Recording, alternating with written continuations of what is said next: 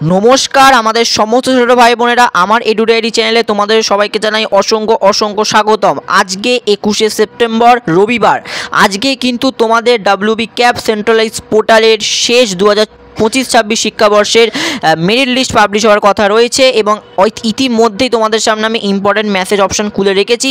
তোমাদের কিন্তু লিস্ট ইতিমধ্যেই কিন্তু পাবলিশ করে দেওয়া হয়েছে। যারা তোমরা আপগ্রেডেশন রাউন্ডে অ্যাপ্লাই করেছিলে তোমরা কিন্তু তোমাদের লিস্ট খুব সহজে কিন্তু দেখতে পেয়ে যাবে তোমাদের ড্যাশবোর্ডে গিয়ে। তবে এই লিস্টে নাম ওঠার কাদের সম্ভাবনা রয়েছে আগে তোমরা এটা বুঝে নাও, এবং তোমাদের সাথে সাথে তোমাদের প্রভিন্সিয়াল সার্টিফিকেট তোমরা যেটা পাওয়ার কথা, তোমরা যারা পেমেন্ট করে দিয়েছো, কলেজে তোমরা ভর্তি হয়ে গেছো, তো তোমাদের প্রভিন্সিয়াল সার্টিফিকেট তোমরা কবে পেতে চলেছো, তার সাথে সাথে তোমাদের ডিসেন্ট্রালাইজ অ্যাডমিশনের তোমাদের যে প্রক্রিয়া সেটা কত তারিখ থেকে এক্সপেক্টেড শুরু হতে পারে বিভিন্ন কলেজ ভিত্তিক সেটাও জানাবো। সাথে তোমাদের আরেকটা কথা বলে রাখছি, ভেরিফিকেশান কবে হবে তার ডেটও জানাবো। সাথে কী কী ডকুমেন্টস এই মুহূর্তে তোমাদের লাগতে পারে সেটাও কিন্তু এই ভিডিওর মাধ্যম দিয়ে জানাবো।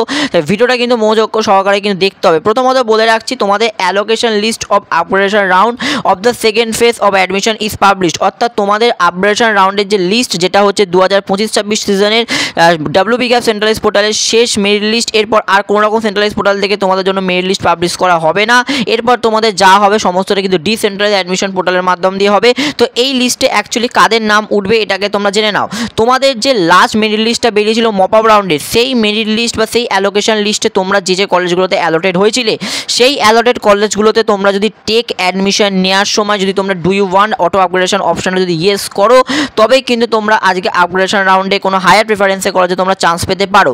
কিন্তু যারা এখনও পর্যন্ত অ্যালোটেড কলেজ পেয়েছো বা যারা এখনও পর্যন্ত ভর্তি হওনি টেক অ্যাডমিশন নিয়ে, তারা কিন্তু এই মেরিট লিস্ট থেকে চান্স পাবে না। বা যারা একদমই মপ আপ রাউন্ডে কোনো মেরিট লিস্টে বা অ্যালোকেশন লিস্টে তোমাদের নাম ওঠেনি, কলেজ তোমরা পাওনি, তোমাদের কিন্তু এই মেরিট লিস্ট থেকে নাম উঠবে না। অর্থাৎ শুধুমাত্র যারা হায়ার প্রেফারেন্সে কলেজে যারা আপগ্রেড হতে চেয়েছে বা যারা do you want auto upgradation অপশানটা ইয়েস করেছিল টেক অ্যাডমিশন নেওয়ার সময় অ্যালোটেড কলেজের, তারাই কিন্তু এই আপগ্রেডেশন রাউন্ডের লিস্ট থেকে তোমরা নাম নথিভুক্ত নিজেদের করতে পারবে। তাই খুব শিগগিরই কিন্তু তোমাদের ড্যাশবোর্ডটাকে অবশ্যই চেক করো। যদি তোমাদের ড্যাশবোর্ডে আগের ড্যাশবোর্ডের থেকে বর্তমান সকালবেলা এখন যখন তোমরা ড্যাশবোর্ড খুলবে যদি কোনো রকম চেঞ্জেস না থাকে, সেক্ষেত্রে তোমরা বুঝবে তোমাদের কিন্তু আপগ্রেডেশন রাউন্ডে তোমরা কোনো কলেজ পাওনি।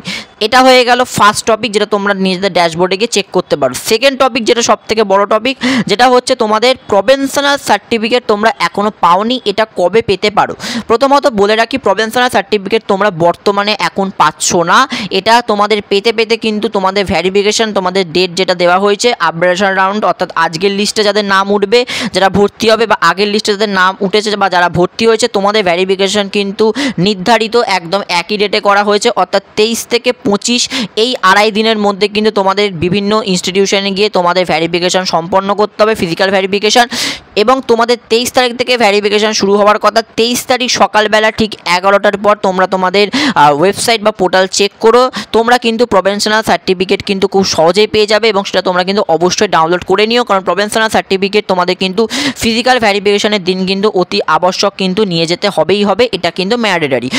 তারপর তোমাদের টিসি নিয়ে একটা কনফিউশন রয়েছে। প্রথমত আমি তোমাদের বলে রাখি যে টিসি কিন্তু সব কলেজে লাগছে না। অর্থাৎ তোমরা যে নতুন কলেজে ভর্তি হয়েছো, সেই নতুন কলেজ থেকে যদি বলে যে হ্যাঁ আমাদের টিসি লাগবে আগের কলেজে, তবেই তোমরা কিন্তু আগের কলেজ থেকে তোমরা টিসি আবেদন করো।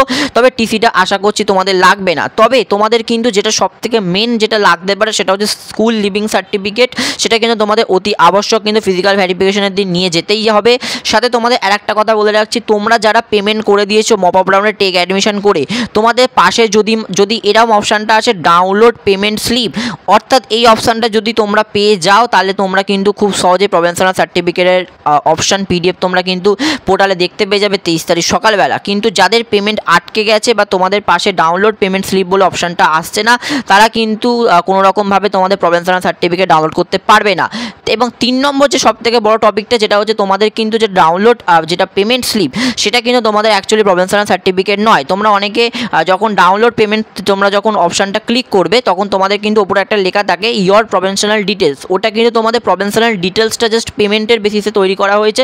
তোমাদের যে সার্টিফিকেট অ্যাকচুয়ালি প্রভিন্সিয়াল সার্টিফিকেট, সেখানে কিন্তু তোমাদের সমস্ত তোমাদের সাবজেক্টের ডিটেলস, তোমাদের সমস্ত কিছু, তোমাদের কি কি পেমেন্ট কবে করেছিলে, কত টাকা তোমার রিফান্ড হয়েছে, সেটা কিন্তু তোমরা সমস্তটা দেখতে পাবে। সাথে নিচে তোমাদের কি কি রিকোয়ার্ড ডকুমেন্টস ভেরিফিকেশনের দিন নিয়ে যেতে হবে সেগুলো কিন্তু তোমরা দেখতে পারবে। সেটাই হচ্ছে প্রভিন্সিয়াল সার্টিফিকেট। এবার তোমাদের একটা অপশন অপশান বলি যে তোমরা কিন্তু অনেকে পেমেন্ট অ্যাডজাস্ট করেছো, অর্থাৎ তোমরা অনেকে কিন্তু ফেজ 1-এ ভর্তি হয়েছিল, তারপর ভর্তি প্রক্রিয়া ক্যান্সেল করে তোমরা মপ আপ রাউন্ডে আবেদন করে কলেজ পেয়েছো। তো তোমাদের একটা অপশান তোমরা অবশ্যই জানো যে তোমাদের পেমেন্ট কিন্তু ফেজ 1-এর সাথে মপ আপ রাউন্ডে অ্যাডজাস্ট হয়েছে।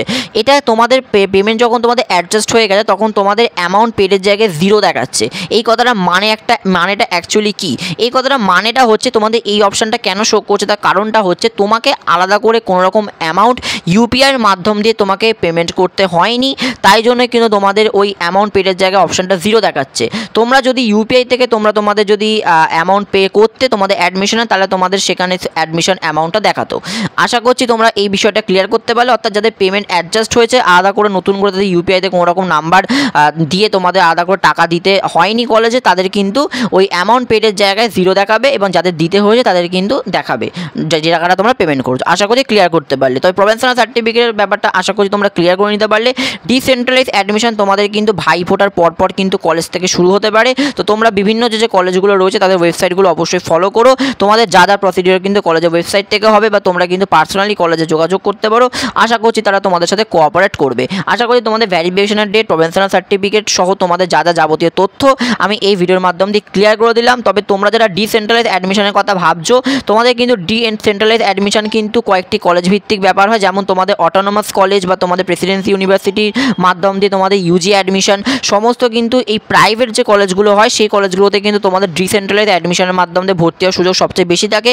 কারণ কল্যাণ ইউনিভার্সিটি, বর্ধমান ইউনিভার্সিটি হোক, বা তোমাদের একদম বলে রাখি ক্যালকাটা ইউনিভার্সিটি হোক, এই ইউনিভার্সিটি বা north Bengal university, state university, এই ইউনিভার্সিটিগুলো কিন্তু বেশিরভাগই কিন্তু WB ক্যাপ সেন্ট্রালাইজ পোর্টালে অন্তর্ভুক্ত রয়েছে।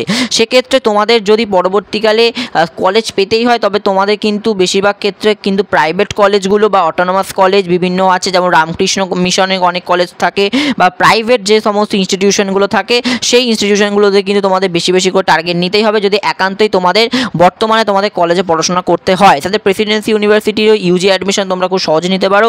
আর তোমরা কিন্তু এই আপডেশন রাউন্ডের লিস্টে তোমরা যে কলেজগুলো তোমরা আবেদন করেছিলে প্রেফারেন্স লিস্ট অনুযায়ী, সেই লিস্ট অলরেডি পাবলিশ হয়ে গেছে। তো তোমরা একবার দেখে নিতে পারো অ্যালোকেশন লিস্ট থেকে যে কোন কলেজে কেমন কি সিট ফাঁকা রয়েছে, তাহলে তোমরা কিন্তু একটা আন্দাজ করতে পারবে যে কোন কলেজে ভবিষ্যতে কেমন কি সিট ফাঁকা থাকবে এবং অ্যাডমিশন প্রক্রিয়া স্টার্ট হতে পারে। আশা করছি তোমাদের আমি সমস্ত ডাউট ক্লিয়ার করে দিতে পারলাম। তো এই ডাউটগুলো ক্লিয়ার করে দেওয়ার পরও তোমাদের যদি কোনো রকম ডাউটস থেকে থাকে মনে, তো অবশ্যই কিন্তু আমাকে কমেন্ট করো, আমি তোমাদের কমেন্টে রিপ্লাই দেওয়ার চেষ্টা করবো। তো আজকের জন্য এইটুকু। আর প্রফেশনাল সার্টিফিকেট নিয়ে তোমাদের চিন্তা করার কোনো বিষয় নেই। 23 তারিখ সকালবেলা ঠিক 11টার সময় করে তোমরা তোমাদের পোর্টাল খুলো, তোমরা কিন্তু তোমাদের প্রফেশনাল সার্টিফিকেট দেখতে পেয়ে যাবে। তো আজকের জন্য বন্ধুরা এইটুকু। যদি ভিডিওটা ভালো লাগে সত্যি, তাহলে অবশ্যই লাইক, শেয়ার অ্যান্ড কমেন্ট করতে ভুলো না। আজকের জন্য এইটুকু। অসংখ্য ধন্যবাদ। সবাই ভালো থাকো। Thank you.